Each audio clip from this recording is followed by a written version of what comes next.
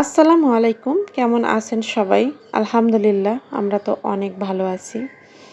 তো শুরু করছি নতুন আরও একটা ভিডিও। সবাই দেখতে থাকবেন। কি আছে আজকের ভিডিওতে? তো ওই যে সকালে ঘুম থেকে উঠেই তানভীর বাবু তার প্রিয় বাসা, প্রিয় জায়গা, খেলার জায়গা সেখানে সে যাওয়ার জন্য শুরু করেছে। সকালে তেমন একটা কিছু খায় না, খুব জোর করলে হালকা পাতলা ২-১ বার মুখে নেয়, এর বেশি সে খাবে না। তো সে চলে গেল এ বাসায়। ও দুপুরে ১টা পর্যন্ত আর কি এ বাসা ও বাসা নিয়ে আপ ডাউন করবে, খেলাধুলা করবে, তারপরে সে বাসায় স্থায়ী হবে। তো আমিও তাকে দিয়ে দরজাটায় যে হালকা চাপিয়ে রাখবো। তারপরে তো রুমে আসলাম, পর্দা সব কিছু সরিয়ে দিচ্ছি, রুমটা একটু আলো আসুক। আর যতক্ষণ সে ঘুমাবে ততক্ষণ রুমের জানালা দরজা পর্দা কোনো কিছু সরানো যাবে না। একটুখানি আলো যদি তার চোখে লাগে তার ঘুম শেষ। আর বাইরের ওয়েদারটাও মোটামুটি আছে, আজকে ভালো আছে। তো এদিকে তানভীর ঘুম থেকে উঠতে উঠতে আমি সবজি টবজি কেটে কুটে সব কিছু গুছিয়ে নিয়েছি। এখানে শুটকি দিয়ে আজকে পাঁচমিশালি সবজি রান্না করব। তো শুটকিটা আগে একটু হালকা টেলে নিব। শুটকিটা টেলে নিলে শুটকির যে একটা বাজে গন্ধ আছে না, গন্ধটা কিন্তু চলে যায়। আর তারপরে আমি পানি দিয়ে দিব, পানি দিয়ে একটা বলক উঠাবো, তারপরে কিছুক্ষণ আর কি রেখে দিব। তো এভাবে শুটকি প্রসেসিং করে রান্না করতে হয়। শুটকিতে প্রচুর ময়লা থাকে, সে ময়লাগুলো কিন্তু গরম পানি দিয়ে ভাপ করলে ময়লাটা কেটে যায়। আর সবজিগুলো আমি ধুয়ে নিচ্ছি, অবশ্য এর আগে 2বার ধুয়েছি আর এই ভিডিওর মধ্যে 1বার ধুচ্ছি। আবার সবাই ভাববেন না যে আমি একবারই ধুলাম, আমি কিন্তু ধুয়েছি। এবার পানির মধ্যে রাখলে 4বার হবে। তো সবজিগুলো এখন পানির মধ্যে নিয়ে সাইডে রাখলাম। আর এইদিকে শুটকিতে বলক চলে এসেছে, কত পরিমাণে ময়লা বের হয়েছে। মানে এটা গরম পানিতে না দিলে বোঝার উপায় নেই যে শুটকিতে এত ময়লা থাকে। তো ময়লাগুলো কেটে না শুটকি এখন একদম ঝকঝকা হয়ে যাবে। তো আমি শুটকিটা এই যে নিয়ে নিলাম গরম করে, এখন পানি দিয়ে বেশ কয়েকবার সুন্দর করে পরিষ্কার করে ধুয়ে নিব। কড়ার মধ্যে তেল দিয়ে দিলাম আর এখন রান্নাটা সবজিটা রান্না বসিয়ে দিব। আর পাশের চুলায় কিন্তু ভাত বসিয়ে দিয়েছি।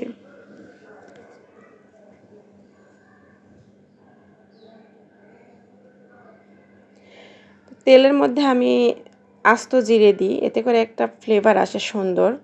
তো আস্ত জিরা দিয়ে দিলাম। জিরাটা যখন ফুটে উঠবে সব, তখনই আমি এই যে রসুন কুচি করে রেখেছিলাম, পেঁয়াজ কেটে রেখেছিলাম, সেগুলো দিয়ে দিলাম। তো রসুন পেঁয়াজটা হালকা লাল লাল হয়ে আসলে আমি আদা রসুনের পেস্ট দিয়ে দিব, আদা রসুন বাটা। আদা রসুন বাটা দিয়ে তারপরে এখানে আস্তে আস্তে লবণ, হলুদ, মরিচের গুঁড়া, ধনিয়া গুঁড়া, তারপরে জিরে গুঁড়া, তারপরে কাঁচামরিচ ফালি করে রেখেছি, সব কিছুই আস্তে আস্তে দেব।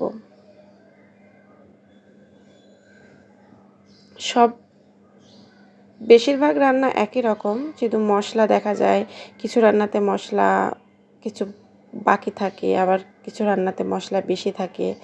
ঠিক এইভাবে আর কি রান্নাগুলো করা। আর মশলাটা কষিয়ে নিয়েছি, এখন এই যে ধুয়ে পরিষ্কার করে রাখা শুটকিগুলো দিয়ে দিলাম। এগুলা কি শুটকি, মলা শুটকির মতো অনেকটা, আমি জানি না, কক্সবাজার থেকে নিয়ে আসা।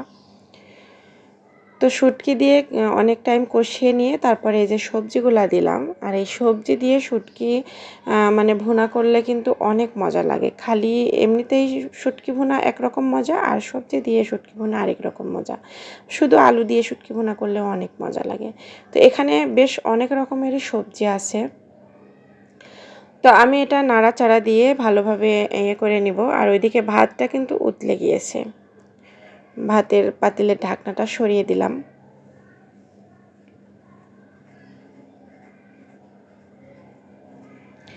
তো শুটকি এসব সবজিগুলা ভালোভাবে মশলার সাথে আস্তে আস্তে মিশিয়ে নিলাম।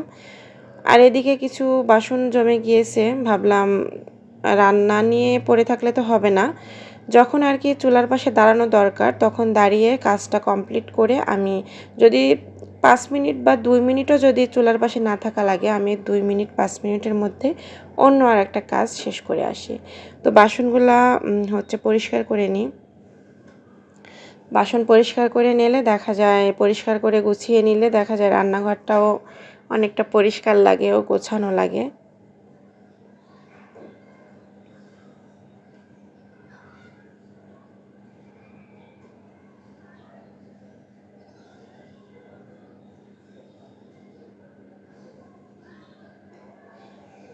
তো এদিকে ভাতটা দেখে নিচ্ছি।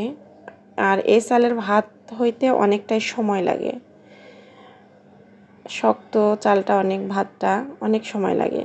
সবজিটাও আরেকটু নাড়াচাড়া দিয়ে দিলাম, আর একটু নেড়েচেড়ে কষিয়ে নিয়ে আর কি ঝোলের পানি দিয়ে দিব কিছুটা, ঝোল থাকবে না, একদম মাখা মাখা হবে। তো এখন এই যে কষানো শেষ, পরিমাণ মতো কিছু পানি দিয়ে দিলাম।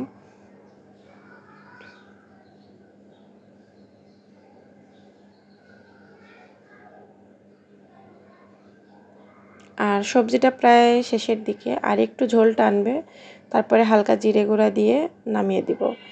আর রান্নাবান্না শেষ, এখন এই যে চুলার সব কিছু পরিষ্কার করে নিচ্ছি। আমি তো 2 দিন পর পর চুলা পরিষ্কার করি, তো চুলাটা পরিষ্কার করে নিয়েছি। চুলার এখন এই যে যা যা আছে এগুলো আর কি ধুয়ে পরিষ্কার করে নিলাম, এখন চুলার সাথে ছেট করে দিব।